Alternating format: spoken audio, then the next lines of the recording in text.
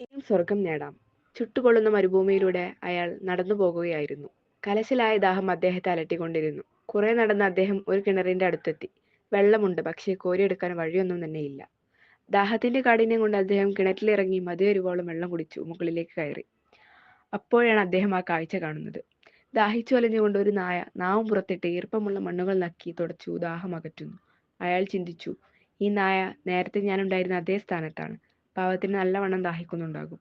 വീണ്ടും കിണറിലേക്ക് ഇറങ്ങി തന്റെ കുഫയിൽ വെള്ളം ശേഖരിച്ചു കടിച്ചു പിടിച്ചുകൊണ്ട് മുകളിലേക്ക് കയറി. നായയുടെ ദാഹം അദ്ദേഹം അകറ്റി. അദ്ദേഹത്തിന്റെ ഈ പ്രവർത്തന ഫലമായി അല്ലാഹു സുബ്ഹാനഹു തആല അവരുടെ ദോഷങ്ങൾ പുറത്തു കൊടുക്കുകയും സ്വർഗം സമ്മാനമായി നൽകുകയും ചെയ്തു.